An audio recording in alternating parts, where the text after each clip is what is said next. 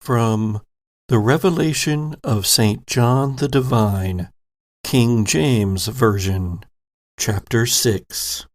Come and see. And I saw, and behold, a white horse, and he that sat on him had a bow, and a crown was given unto him, and he went forth conquering, and to conquer. And when he had opened the second seal, I heard the second beast say, Come and see. And there went out another horse that was red, and power was given to him that sat thereon to take peace from the earth, and that they should kill one another. And there was given unto him a great sword. And when he had opened the third seal, I heard the third beast say, Come and see. And I beheld, and lo, a black horse, and he that sat on him had a pair of balances in his hand. And when he had opened the fourth seal, I heard the voice of the fourth beast say, Come and see. And I looked, and behold, a pale horse, and his name that sat on him was Death, and hell followed with him. And power was given unto them over the fourth part of the earth, to kill with sword, and with hunger, and with death, and with the beasts of the earth. And I beheld when he had opened the sixth seal, and lo, there was a great earthquake, and the sun became black as sackcloth of hair, and the moon became as blood, and the stars of heaven fell unto the earth, and every mountain and island were moved out of their places, and the kings of the earth, and the great men, and the rich men, and the chief captains, and the mighty men, and every bondman, and every free man, hid themselves in the dens and in the rocks of the mountains, and said to the mountains and rocks, Fall on us, and hide us from the face of him that sitteth on the throne, for the great day of his wrath is come, and who shall be able to stand? This is Gothic.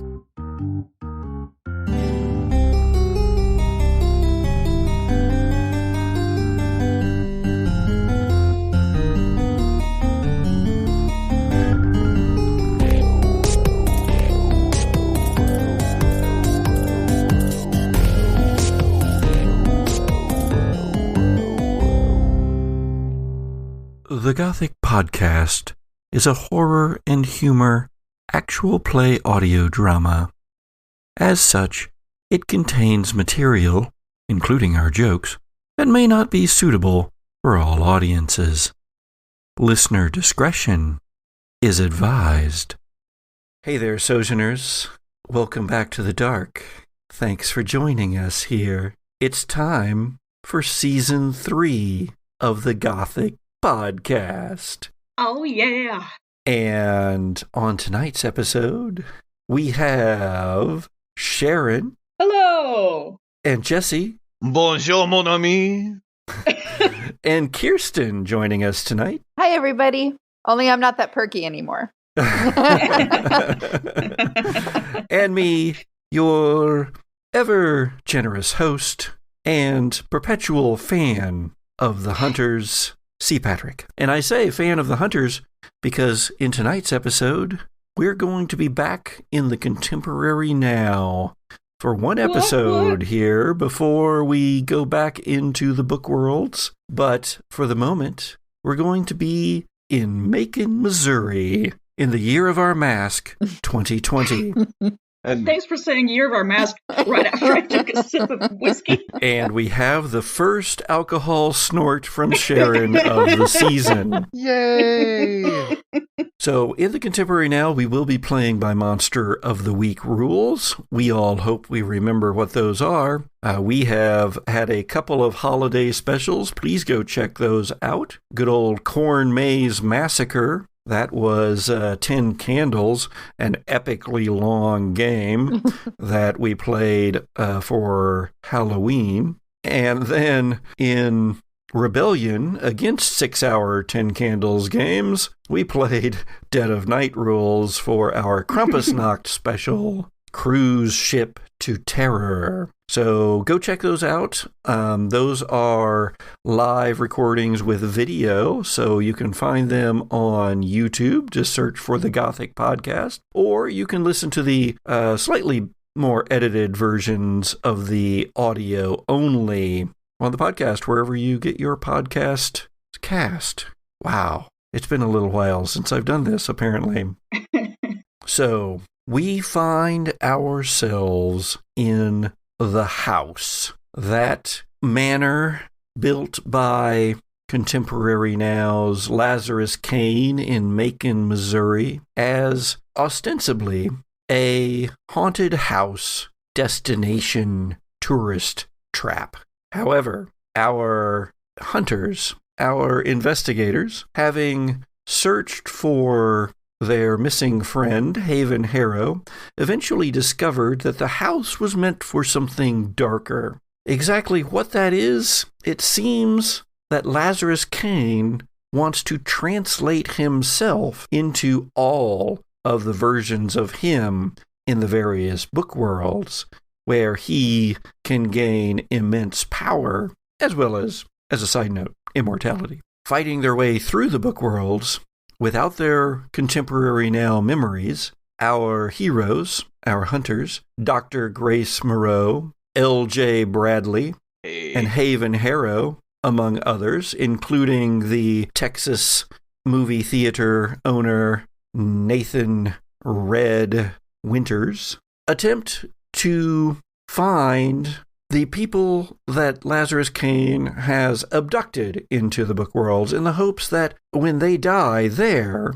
the ceremony that he is trying to achieve will be completed, and he will gain all that he wants. In our last book world, though, our heroes, without their memories, did not quite manage to save Celia Chadwell, who there was Candace Kane. So we're going to find out how that played out. But we're going to do something interesting this evening in that when last we left our characters, Haven Harrow had just informed them that the year was 2020, some 2 years after when they actually entered the book worlds the last time, and that there was a plague in the land, and that everybody would need masks, and that this was actually caused by the fact that the scientists of the Nyx Collective had released a Horseman of the Apocalypse. So now we return to the house, but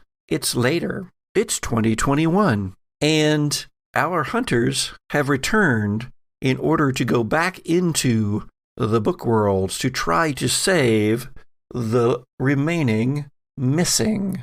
As our hunters enter the library, there are others behind them. We don't get a good look at them necessarily. We don't know who has survived this past year, who has not, who will go on with us into the book worlds, who will not. But we see these three leading the way. Dr. Grace, LJ, and Haven. What do we see? What do they look like now after their time fighting a Horseman of the Apocalypse? Dr. Grace, lead us off. Probably just incredibly tired. I imagine Grace has been just working pretty much nonstop to try and come up with, protective mechanisms and things that will assist those with maybe a little more mobility. So yeah, just really, really tired. And I imagine I'm in my chair rather than on my prosthetic feet, being wheeled into the library. Why being wheeled? Why not wheeling yourself like usual? I could wheel myself, but LJ's there. And you're very tired. And I'm very tired. Oh, wow. I don't know. I mean, I could be wheeling myself. What are you wearing, Dr. Grace? What are you wearing? I mean, I don't know. What kind of apocalyptic situations have we been facing? I don't know yet. We don't know yet. So tell us what you're wearing. Maybe that will give us some clues as to what we've been dealing with. I'm imagining lots of layers, a heavy wool jacket, and both for warmth and for protection from whatever might be out there, and gloves. I think I've taken up wearing just like either thin leather or those ones that touchscreens can read. So we find ourselves then in the winter of 2021, perhaps February or March. LJ, what do we see when we find LJ pushing Dr. Grace into the library of the house through the thick dust caked onto the floor. Well, LJ seems pretty similar in like the way he presents himself and the way he talks to everybody, but you can see there's a harried look in his eyes. There's like that 1,000-yard stare kind of thing going on. He's got bags. He's cut his hair a lot shorter now. It's like up off of his ears and all of that. And he's off his ears. That's a big deal. That is, man. How'd you find a barber in 2020? Oh, I can handle that. Just use a prosthetic leg. He's also adopted a lot darker look in his clothing. His leathers and his jeans are a lot more sturdy. His jacket is like all black, lots of buckles, lots of extra pockets. Just always trying to be prepared for what comes next. He's got kind of like this goth / steampunk thing going on with the way he looks nowadays, and but he's still got that smile that everybody just is like, that's why we love LJ, man. And then there is Haven Harrow. I mean, we saw Haven Harrow as she welcomed LJ and Dr. Grace and Nathan Winters back into the library. But what does she look like now? So I've lost that sort of bubbly, perky, curiosity, open-mindedness, curious, completely. I'm now very almost squinty with believing in Murphy's Law, waiting for that other shoe to drop, just kind of just ready for everyone's nonsense and not having it. So I've got a long duster, may or may not be enchanted. Kind of like a black canvas, like Carhartt material, lots of pockets, and then that's really the only flair item that she has. Otherwise, it's very utilitarian, kind of cargo pants and a dark olive green and, crew shirt kind of thing. Lots of pockets on the pants, pockets in the duster. Got ready for any number of situations, but looking very utilitarian and ready for action. You move into the room.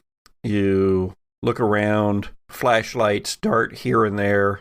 Some of the others behind you shine their lights on the massive bookshelves that line two walls of the room, going across the books, all covered in dust. The house has not been maintained or reoccupied yet. The ownership of it is still in question to an extent, but also during this last year, these troubled times, no one has taken on the effort to clean it up and do anything with it. But things still walk the halls or float there. Things still, LJ, watch from the shadows. And so coming to the house has not been the safest proposition for you. You haven't done it a lot. So before we find out what circumstances have led to you being able to now return to go searching for the next missing one, Arthur Love, father of Navy Lieutenant Hotspur Love, in fact, let's go back a bit. Let's jump back in time. I want to go back to that moment when you first arrived here, back from the book called The Horrors of Elk Island. Still steaming, still smoking from the magic required to return. What were your first thoughts on coming back? Well, I went back into the book world thinking about how best to protect and shield these goo entities from the psychic manipulation of Lazarus Kane. And I've just woken up with my head full of diagrams of a lighthouse, which provided a shielding energy. Now, I don't have access to God power, but I think my mind immediately is racing with plans and schema to construct something that would act similarly to break his influence of these creatures. Interesting. LJ? Oh, man. Was I really that big of a dick? I'm sorry, y'all. Yes, LJ, you were. Here is the thing. Although when you are in the book worlds, you don't have memory of your contemporary now Macon, Missouri selves. When you come back, you do have every memory, every experience that you had as, in this case, Gigi and Jason. Actually, you know what? The very first thing I want to do, as soon as I realize how far away LJ is from me, is grab him and pull him into a hug. Oh, yeah. I've got all the hugs for Gracie. Just like really, really tight. And Haven. And yeah.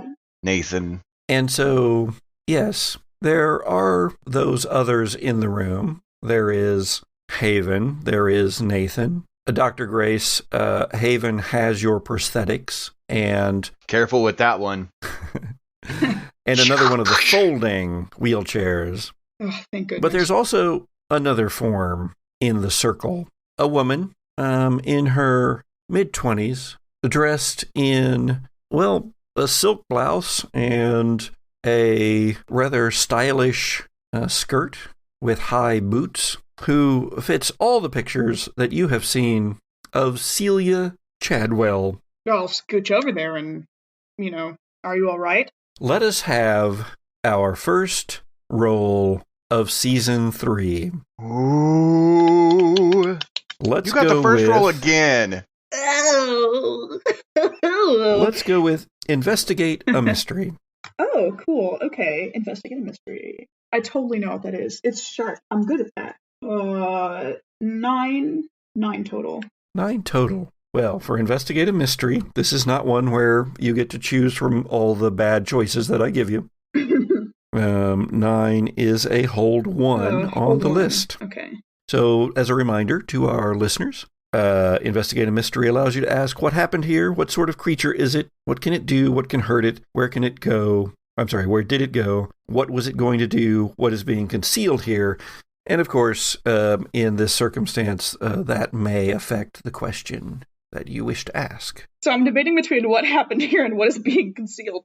And I'm leaning toward what happened here. All right. So I'm going to do that. Okay. So you examine the form of Celia Chadwell. She appears initially to be dead. Oh, dear. She is still smoking like you are, though, and her skin is still warm. There is a possibility you could save her. I will do so. But that is going to require Act Under Pressure. Act Under Pressure! That's, what is that? Oh, that's cool. Okay, all right. I know how to play this game. It's another 9. Ah, well, with Act Under Pressure, I do get to give you options. You get to do the thing. Yes. This is my favorite part of Monster of the Week, right here. You angel wing into town. You angel wing to the convocation. All right. Upon examining her, you believe that you can indeed stabilize her. You don't believe that you will be able to... She doesn't seem like you're going to be able to bring her fully here. There's something wrong. You lift her eyelids up, and what you see is... It is a black void behind her eyes, and you don't think there's much you can do about that. But you can, you think, stabilize her enough to the living where maybe she'll be in a coma, something like that. But it's going to cost you. It will either require that you use a luck point, or that you cannibalize the electronics from your prosthetics, because this has to be done fast. How dare you? And you'll need to cannibalize those in order to create the electronics that you need to stabilize her. One for the heart, one for the brain, one for the circulatory system. Or you will be able to stabilize her, but you are going to have to use magic from Lazarus Kane's books. And this will turn one of your luck points black in a dead of night way. Wait, that can happen? I love it. But at the same time, Dude. go for the Iron Man power core. Go for the Iron Man power core. No, I'm kidding. Yeah, I'm no, kidding. I was like, I've already said I'm in the wheelchair. So maybe you just never got your prosthetics back because you just used them. Because I just used them. But like the mechanic of having one of my luck points turn black is so cool. No, but no, I think just in terms of like who Dr. Grace is and, you know, the kinds of things that I think she would think of using, I think narratively the legs make the most sense.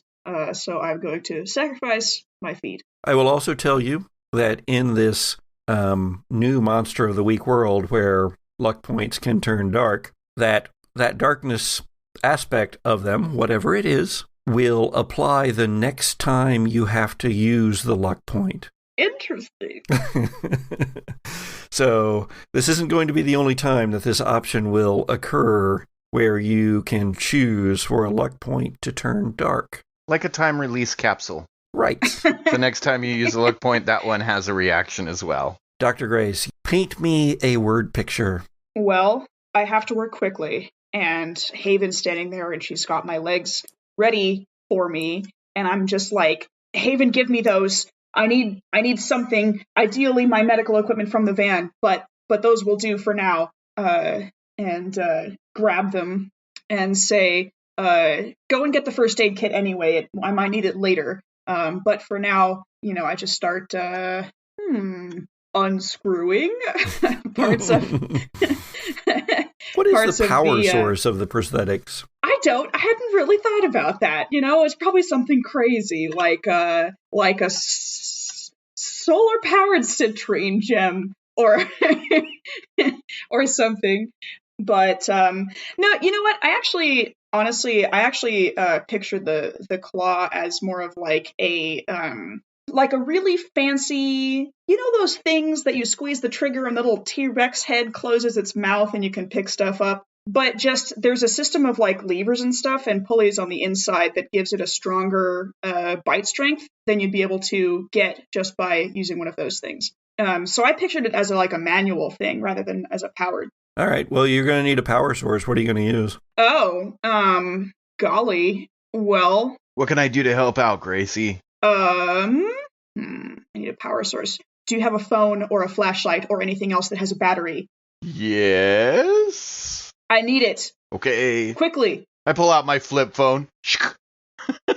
I wordlessly pull out my smartphone from my cargo pant pocket and hand it to Dr. Gray. Awesome. So using that, you create some sort of strange, almost metaphysical, stabilizing carapace. Okay. Yeah. That's where we're going to leave that scene. In our flashback, let's flash forward a bit. You have been told by Haven that a horseman of the apocalypse has been unleashed upon the land, that disease is rampant. People are not going out. The streets are silent and empty. The sky is strangely blue. And you have your first, but not last, encounter with the Horseman of the Apocalypse. Haven, what does that horseman look like? I'm imagining Pestilence from Good Omens, but I don't want to crib off of other people's good ideas. So, misty and immaterial, but somehow very present.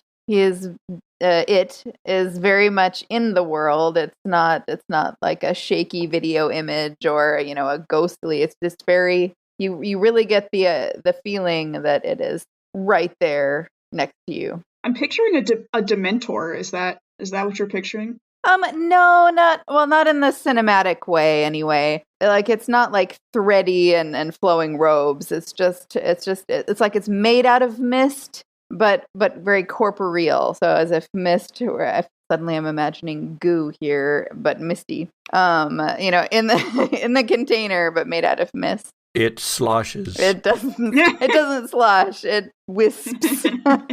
It wisps. It swishes. Yeah. Does it ride a horse? Yeah, I'd like it to ride a horse. It's very tall horse, large destrier sort of horse, and the misty figure atop it. They're all like Miss-like in sort of in that contained amorphous way. But a horse that is somehow wrong, too. Both rider and horse made out of nearly solid mist. Very much there, but also mutable, changeable, so that as they notice you, there comes a shifting of features, not darkness, but a shadowing of the soul almost, and then a horrific change in the figure so that you see inside of it, in its mist, in the wisping of it, all of the terrible things that it brings into the world. LJ, where do you all encounter this for the first time? There was that church up north off of Gant Street where I remember stopping and where I actually happened to crawl out of a grave. Nice. In that same graveyard is where we encountered this horseman. So this is the first time that you encountered the Horseman after your return from the book worlds, and you are here. It is in the night, in the dark, at this church, the same one where LJ clawed his way up out of a grave after having been in the 1950s. What led you here, Dr. Grace? Was it you, some of your electronics? Was it Haven's magic? What got you here? I think it was a mixture of both, because this is inherently a mythological figure, and so I think magic would be necessarily involved, but maybe I could rig some sort of what's the word I'm looking for here? Mechanism? I'm looking for an adjective that means like supernatural. Some sort of supernatural radar that would send a ping to a screen, or maybe it's sound. Maybe it goes blip, blip, blip, and it gets faster as we approach, and we're trying to track this thing. Any supernatural creatures, or just this one in particular? Well, I think that's something that we're working on, and we're not sure if it's good yet, because we have led ourselves to a couple of minor haunts and stuff like that, and so I'm constantly like refining and programming different parameters and having Haven cast different spells on it and refining it again. And this is the first time that it's actually worked. You have found yourself, LJ, leading on good old Luna. Oh, I'm so glad to be back on Luna. In storage by the Seekers. Haven and Dr. Grace, in this case. None of the others have come with you. This is just one more search you have done out into Macon, hoping to hunt down the Horseman. And so you've had several failures in the past. You have found strange things. You have defeated a banshee.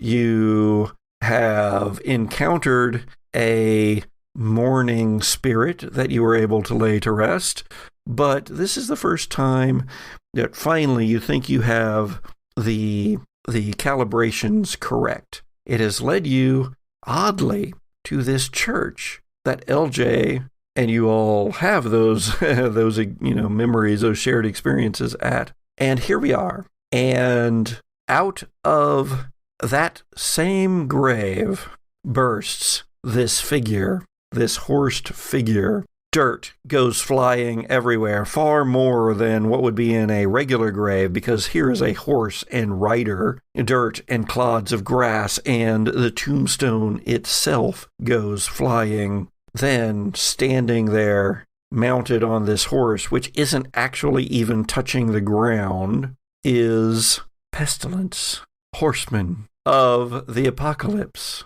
Roll initiative. Oh, wait, wrong game. Sorry. Oh, shit, I need different dice. Oh, God. It raises its hands, and the trees that are nearby, the sides that are facing the Horseman, the leaves curl up, what are left. The limbs, they darken, crack from pestilence, and fall to the ground. What do you do? Are we just barely rolling up on this? Yeah. You have just dismounted Luna, just gotten out of the van. So we sought this out. We had the beep, beep, beep, beep thing, and we sought it out. So we're sort of expecting to find something. Can we take like a hot second and like have planned in the past for what we would do when this eventually happened? This is a flash forward inside of a flashback. So yes, I see that as being a certainly a thing you can have done. I mean, you are searching for the Horseman. So what I guess you need to do is someone, you can decide who, needs to give me an investigate a mystery, because I suspect you want to know what will hurt it. Oh, okay. And that's where LJ was going to be going, is like, Gracie, Haven, what can hurt this? Unless somebody else wants to roll, I will investigate a mystery. 10 total. Well, that is whole 2. You get 2 questions about Pestilence, Horseman of the Apocalypse. Hooray. What can hurt it first? And then I'll see if that leads me into my next question. By hurt it, I'm going to interpret that rather broadly. Mm-hmm. So there is what will cause it actual, what you can fight it with. Yeah, what can affect it. And give it, cause it pain. Yeah. Well, that would be good old cold iron. Oh. Blessed by a priest. Okay. Of any religion. All right. Flying spaghetti monster, here we come. Yeah. But I also will give you that to return it from whence it came, you need the same equipment that the Nyx Collective used, which is, alas, a bulky, room-sized mass of electronics, computers, magic, and artifacts located in the Bevier mine, where we saw some of our characters being held hostage, including Haven and Nathan Winters, back in Season 2, where the Nyx Collective have their secret lair. So, in other words, you can hurt it with cold iron that has been blessed, but you have to lure it back somehow, or get it back somehow, to the Bevier mine. Oh, that's rough. It's gonna be hard. I think for my other question, I'm gonna ask, what can it do? I mean, besides presumably cause a plague. Well, yes. So in general, it causes a plague. Didn't see that coming. In specific, those nearby it are going to be far more in danger than those further away from it. If it touches you, then bad things will happen. Oh. These things you can probably imagine, but I can detail them if you need. You will gain pretty much all of the diseases. Every single disease. Yep. This could be when we all bulk up on our LJ's bulkier riding leathers and Haven's coat and stuff. As far as you can tell, armor is of no... Oh, great. Okay, never mind. Some research online has indicated that perhaps heavy dosages of vitamin D or ivermectin might allow for some protection. And it will get you through the winter months. We're just chugging emergency like it's no tomorrow. Now we flash back into this encounter at the churchyard. What cold iron weapons blessed by a priest do you have? We've prepared, and we've fought other things. I imagine I would have found a way to get my axe head washed off in the holy waters. Yeah. And maybe had a little magic spell cast over it by Haven. Did Haven, during this time, get ordained into any priesthood? Yeah, no. I don't see that having happened. If it wasn't Haven, where did you get your weapons blessed? Down further, going west on the 36, there was another church out there, and we did a little research after finding out that these Horsemen, in a way, have been released or are trying to be released, and we went to talk with Father Murphy at that specific church, and they had actually quite an extensive kind of pseudo-library of mythic and pseudo-cultish kind of tomes that weren't really sanctioned, but were still studied by the church. He was actually very helpful in leading us in this direction to this, what he considered an unholy ground in a holy place where pestilence would rise. And he helped us out and gave us each a little charm or a little help out in some way, and I had him bless my axe head. Dr. Grace, what did you have Father Murphy bless? I was thinking about something with a little range to it, like a rod or something that we could, 10-foot pole that you can just poke him with? I wouldn't touch Pestilence with a 39.5-foot pole. I was just thinking of like swords or whatever are necessarily going to be any more effective than just like an iron like ingot or whatever.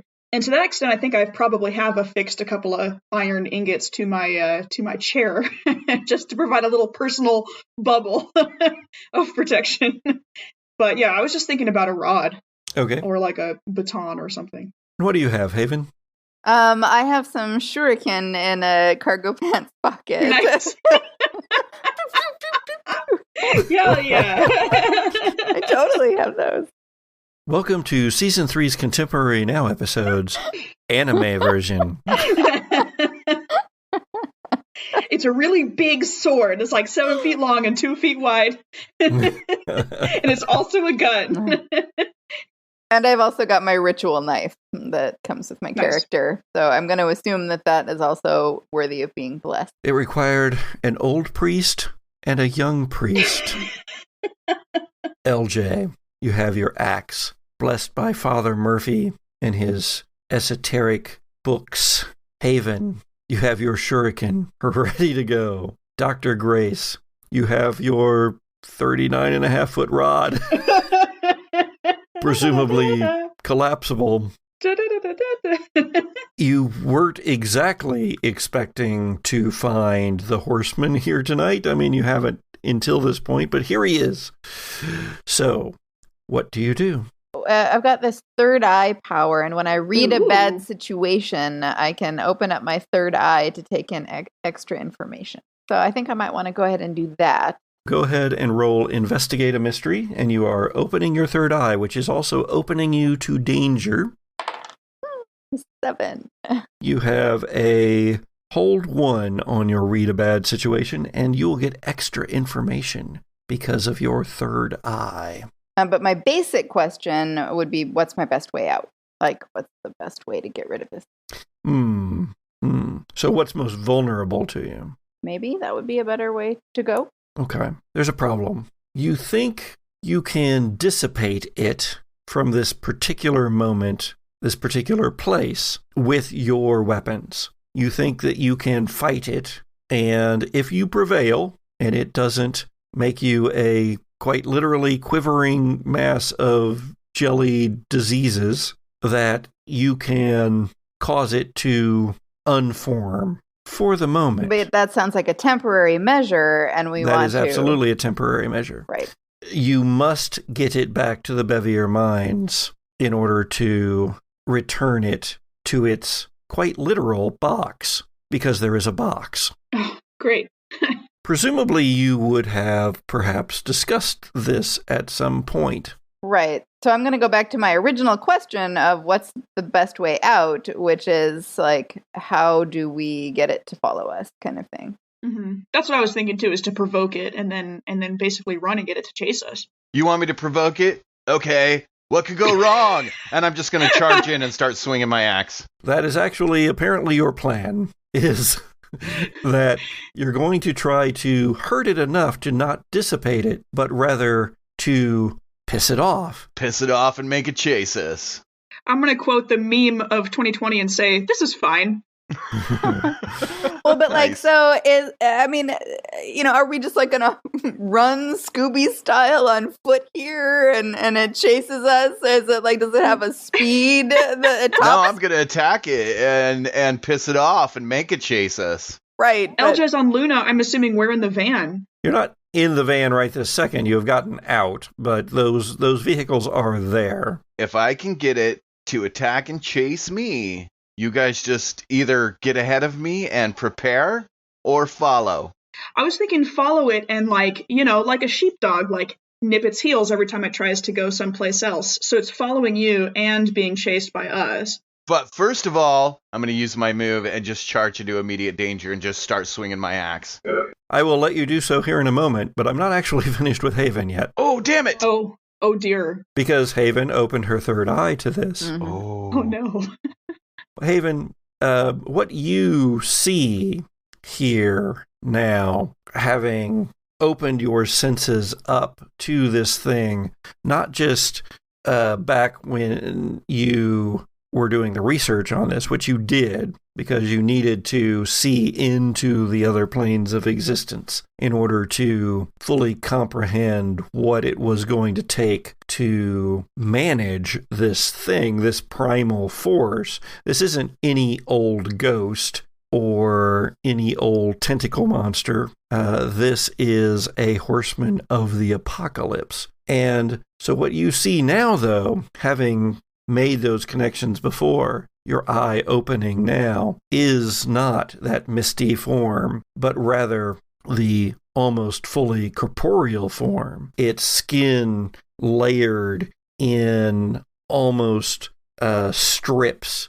of flesh as bone and muscle are revealed below, but all crawling with the creatures of pestilence, with rats, with cockroaches, with bitey beetles and lurking worms. But Haven, you're prepared for this from having seen images in old books, having extrapolated the ideas. It is not something that overwhelms your senses now, although it certainly could have been. I gag a little bit, but keep my cool. LJ rushes forward into the danger using that move from his playbook. What does that give you? What could go wrong whenever I charge into immediate danger without hedging my bets? Hold 2. I might spend my hold to either inflict +1 harm, reduce someone's harm suffered by 1, or take +2 forward on act under pressure roll. Oh, hell yeah. You're attacking, so attack away. I will. Kick some ass. I get to kick some ass. I love it.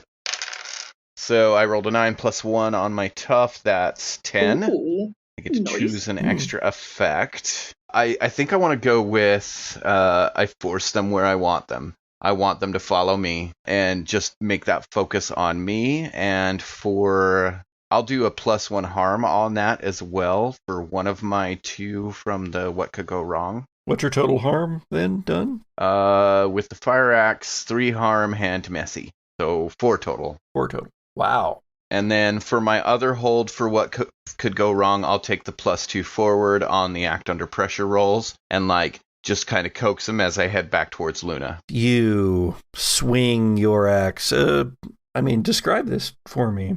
What do we see here? So I just kind of scream out, "Don't worry, I got this." And I just charge right up and this big, think of the pendulum rides at the fair and stuff like that. Just you watch this axe totally just swing from top all the way down below my knee and then back up right into this thing.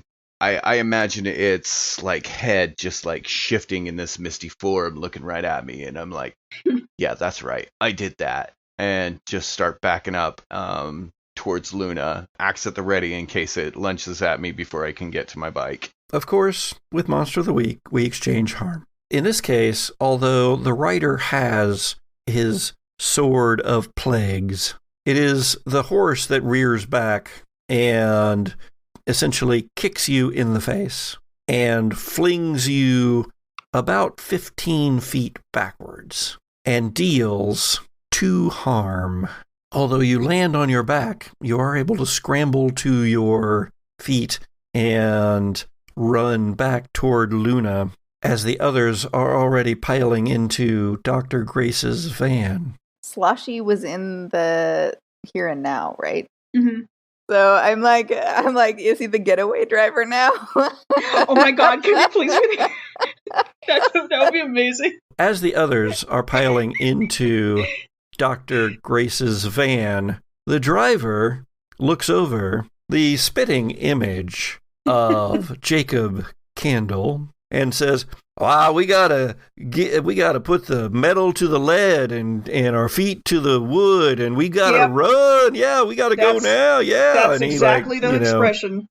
Jams the van into drive and goes in reverse like 15 feet, and then gets it into the right gear and hit the clutch. Forward. Woo-ha, he says. It's yeehaw. Sloshy, quit mixing your metaphors and get us out of here. I love Sloshy. Sloshy's the best. Sloshy rides. Okay, what was Sloshy's name? I believe it was Jake Sloshy. Jake Sloshy. Please, Mr. Sloshy is my father. In this moment of dire peril, as we spin away from our intrepid heroes leading the very avatar of Pestilence on a merry little chase through the night, let's find out what happened with some of the others. And more importantly, what it is that Haven has discovered about the book worlds and about Lazarus Kane's plans. So, where have you guys been? Where's your base of operations? I actually had an idea about repurposing the house to our needs. Oh, I was hoping you would go with the theater. Oh, the theater would be cool too. Yeah, the house has protections still. I wanted to turn them to our side. Sure. I was just thinking about the lighthouse and how the house has that chimney, and we could make that into well, that said, an allegory. The main area of the house, the main building, is indeed difficult to access. Because of its protections. However, that chimney that you're talking about is actually part of the powerhouse, which is separated from the main house by a parking lot, although connected by underground tunnels. Well, yeah, the two don't have to be the same thing. I could have still used the chimney for my earlier idea, but then we could have made the theater our base of operations, since we wouldn't have to be actively dealing with whatever's going on at the house. What I'm going to call your lighthouse building in the smokestack of the powerhouse of the house. This is going to be big magic. I mean, it's going to be weird science for you, but it's going to essentially be big magic. And so let's find out while we're here. Let us go ahead and see how long that project's going to take, what it's going to require, because perhaps it required you all to do a few other things other than just hunt Horseman of the Apocalypse. I'm looking up big magic. A big magic just allows you to do something that beyond what use magic can do. So, well, okay. So my original idea for the chimney was essentially the same as the lighthouse, to build or modify something inside of it, which would allow it to act with a similar measure of psychic protection upon the entire town and prevent any further attempts to psychically manipulate specifically the goo people, but also I assume there would be an effect upon the entire town. But basically I want to use it to cast a protective net over the town. That is going to be, as far as my requirements for the big magic, you're going to need to spend a lot of time doing it. Okay. That's what maybe one of the things that has taken up a lot of this time, why you all haven't returned into the book worlds yet. You need rare and weird ingredients and supplies, of course. Interestingly enough, you need a haunted lamp from a lighthouse. Oh, interesting. eBay, here we come. eBay! Which you were able to acquire on eBay, but it took a while for it to ship. Okay. And, of course, has to be cast at a particular place and time. You need the height, and you need to be close to the source of the intervening magic. So the house is a good place. Okay. But you are going to have to use magic, in your case, weird science. Okay. And the effect you're going with here is essentially banish a spirit or curse from a person, object, or place it inhabits. Yeah, curse, I guess, would be closest to what I'm looking for. But you're trying to create a protection to keep a return of the curse from happening. Yeah. In this particular flashback, you are at the powerhouse. So what are the circumstances in Macon during all of this? I mean, when we first came back, we saw Haven in almost full apocalyptic gear. So what is it like on the streets of Macon during these dark times? Haven? People have TP'd all the trees in an absolute rejection of the need for the trappings of civilization. And thus we know where all the TP went Right. during those early days. It was all in Macon. Macon. It's a place with TP. Capital of the world. Well, let's get a couple of images. So, we've got one image there from Haven. All the trees teepeed. Those streamers waving in the winds in the dusk as the halogen lights glow feebly along the streets. What's another image from Macon in the apocalypse? Oh man, it's so creepily quiet. Like, there is hardly anybody around, and if you do see someone, they try to stay away from you as far as possible, and they're just kind of giving you a creepy, like, sidelong glance, worried about what you may be or what you may do. Businesses are closed down. It's quiet. There's hardly any traffic even. And those that do, as they drive by, they give you that number 5 stranger In the car, passing, looking at each other. number 5, Like the thing. Yeah. driving by kind of look like. I don't think I know this reference. From the Umbrella Academy, taking that slow look as they pass you. Yeah. Any other images from the apocalypse in Macon? I was going to say people are hoarding gas. Like, the gas stations all have, like, empty signs on them. Someone's been going around town siphoning gas out of people's tanks. And so people are taking, like, weird safety measures to try and prevent their gas being stolen out of their tanks. And so, like, at any point when we've left our vehicles unaccompanied, there's, like, a risk that they might be out of gas the next time we turn them on. The mass abduction of catalytic converters still some months in the future. Yeah, that's a thing that's been happening in real life. I know, this contemporary now is cutting a bit close to home, but... You're the one who said it. Who said it here. And so this is something that you've been working on, and as our camera, as our shot, spins away from our hunters being chased by the Horseman of the Apocalypse, its misty hooves digging into the asphalt of 36, churning it up into desiccated hunks. We go back and we see the Seekers gathered around, helping at the powerhouse, some keeping watch to make sure that there's no security team anymore. The Nyx Collective doesn't anymore have the power that it did. Perhaps we won't find out quite why that is quite yet. But in any case, you only have to worry about the actual patrols from the city police department or the county sheriff's department. And you have finally gotten the lamp from eBay, this haunted lamp, supposedly haunted by the spirit of a lighthouse keeper who was washed away during a terrible storm on the Oregon coast. And it's been sent from Oregon, and it's taking several, including Chad Chadwell and Chris Luther's boyfriend, Sean Fields, to lug this thing up a scaffolding that has been built up the side of the smoke tower. And at last it is in place atop the tower in a cradle of Dr. Grace's design, wires coming out of it, connected to all sorts of weird, both material and esoteric materials. Mm-hmm. Well, give us a use magic roll, I guess, there, Dr. Grace, let's find out how all of this went, because since it is a flashback and a flashback, it may have some bearing on what's happening with the Horseman. It is a 7, use magic. A 7? And I don't remember what. 7 has glitches.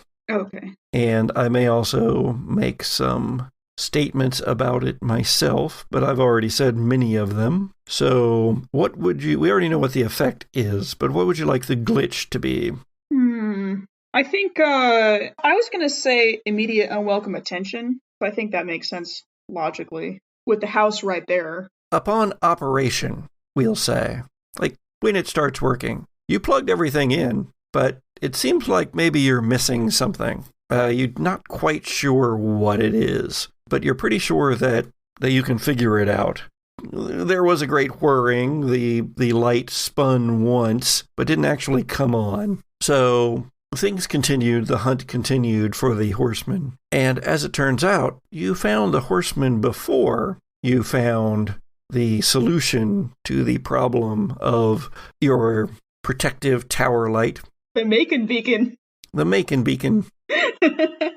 But when the Horseman leaps from the grave and begins to pursue you all, a light bursts forth from the south, shining across the city, sweeping across the city, a strange lighthouse in the middle of the country, in the middle of Missouri, where no need for any lighthouse exists. And this great light sweeps around, and behind you, the Horseman stops, and he and his horse's head turn toward that light, and they begin moving south. Oh dear. Well, we were kind of going south anyway, right? Where was the... Were we? The mine... Where was the mine? Is west. The mine is west? Quick, Jake, cut it off. We've got to turn it back to the direction we need to go in. I'm on it. And whips the wheel around, heads that direction, bouncing onto a gravel road and then onto a paved road. LJ, you see the van take off after the Horseman, who is now headed toward the great glowing light of Dr. Grace's beacon in the sky. Okay. So we were heading west. The next possible road, LJ is totally gonna you have one of those skid out moments where you see the little gravel flying from the back tire of Luna, as there's this big long drifting kind of skid, and he pulls south on a parallel street, trying to match and keep ahead and maybe try to cut this evil off. While you're doing this, let's have an intimate moment, shall we? Oh, Patrick. Let's have a conversation between LJ and Haven at some point during the time that has elapsed since you all came back from the book world. A moment found where? Let's say while we were setting up base at the theater. Okay. So, yeah, you have engaged the theater and are putting it together according to Dr. Grace's specification. And LJ and Haven, you find yourselves there by yourselves in the main theater, sloping down slightly, part of it refinished with new seats, part of it still folding chairs. Have a moment. What do you remember from the book world? Do you remember everything? I remember so much, Haven, and gotta say I've missed you. But this world that we keep, these worlds that we keep going into, this is quite a trip for any one person to really be able to handle. And I'm glad that I have close, really, really close friends to have my back. And I hope you understand that I'm always there for you, Haven. I always have been. LJ, I want to be there for you, but I got to level with you. I got to keep sending you onto these, and it's a horrible burden, and I don't have much help I can offer. once we get through this, it's going to be back in again. You always seem to be there, though, whether in a small amount or like an actual part of the story. You've always been a part of my life, and I can't help but just want to protect you and Gracie and anybody else we have to, because you guys both have shown me that there's so much more going on. I want to do everything I can to help you out. I fear you won't be able to forgive me by the time this is over. You destroyed my favorite lunchbox when we were 8 years old. And you know what? It's just a thing.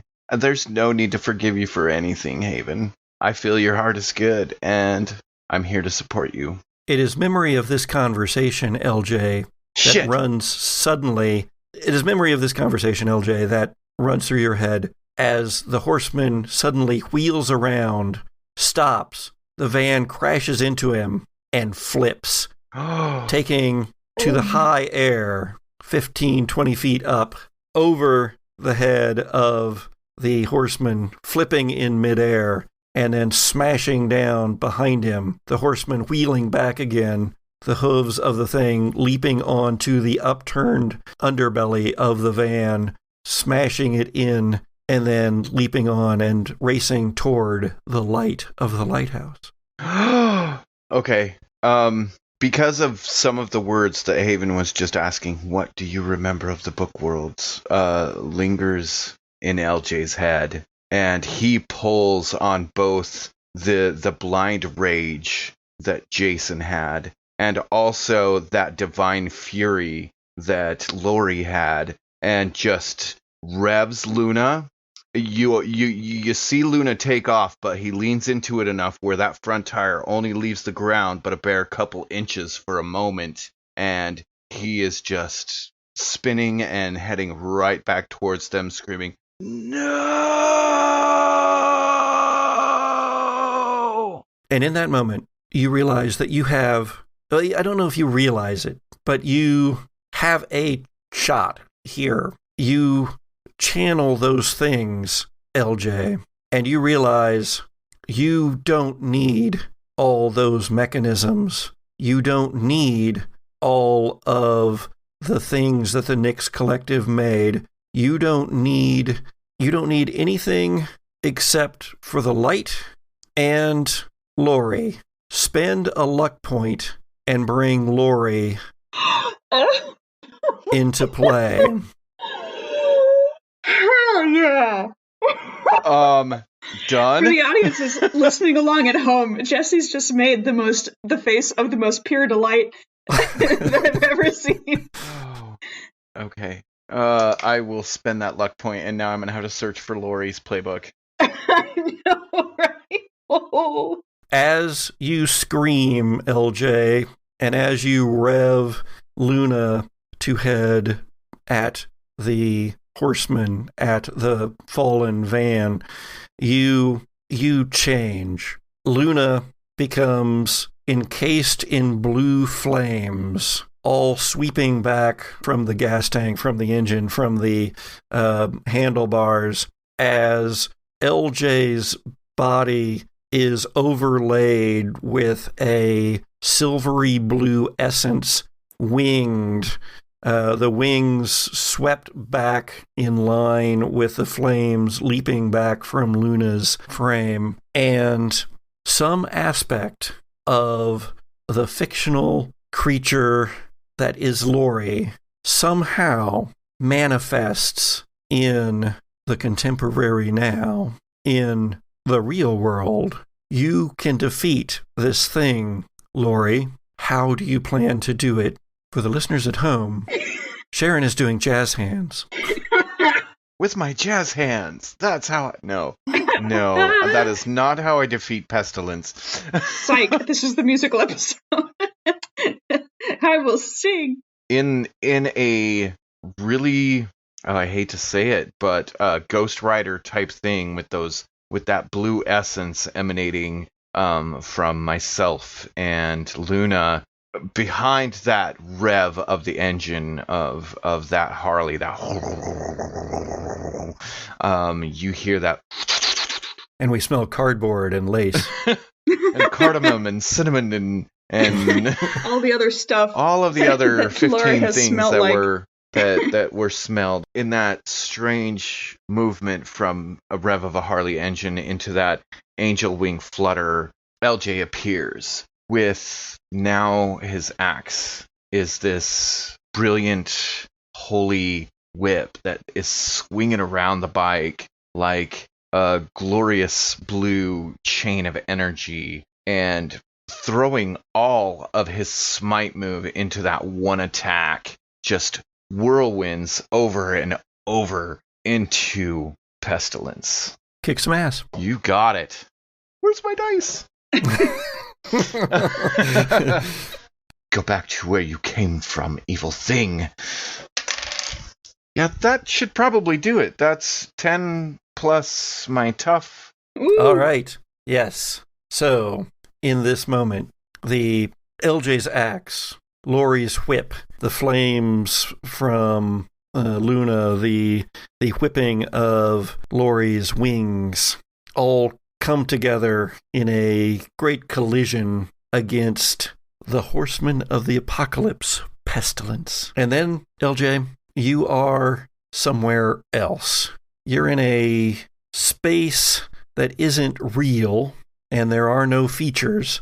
But here in this space, you are facing off against Laurie. You and Laurie face one another. And Laurie's whip is out, wrapped around Pestilence. The horse is gone. It's just the rider here writhing in pain and fury. And Laurie says to you, "Father and child of self, I shall take this beast now, but I shan't be able to aid you again, not soon, for I shall keep him." And then the vision is sort of, the darkness of this space begins to slowly shift into something recognizable. The convocation of angels. "Return and do what must be done," says Laurie of the angels.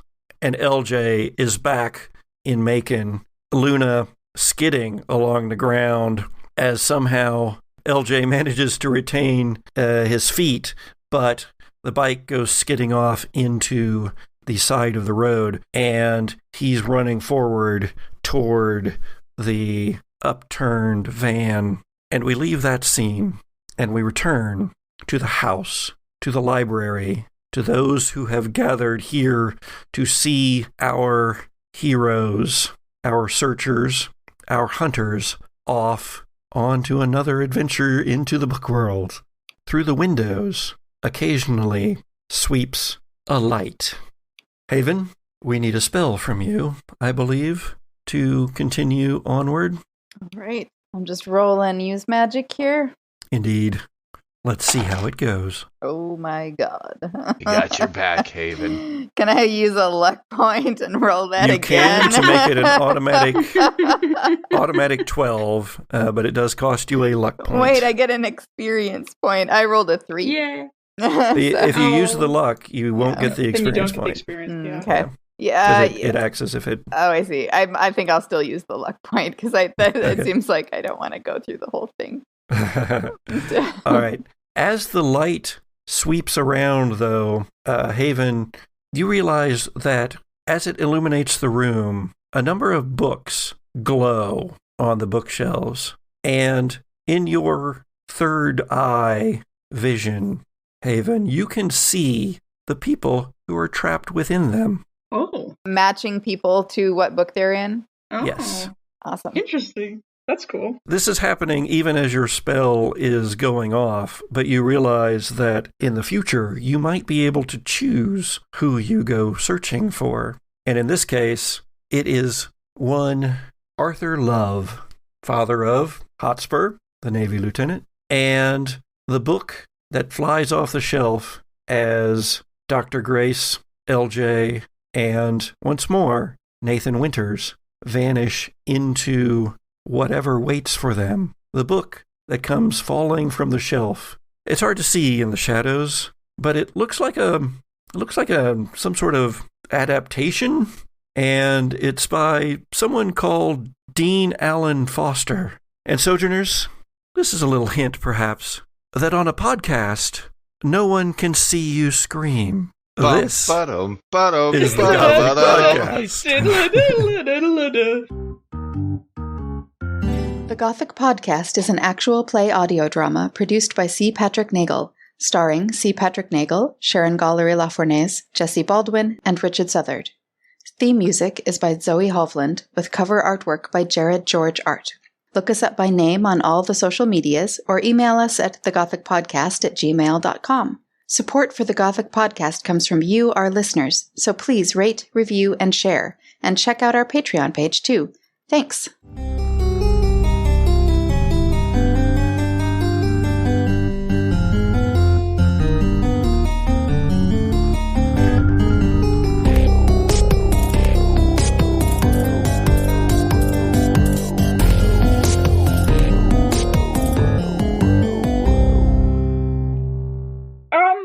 What sort of creature is it? What is this? What is this Cecilia Chadwell? Who is she?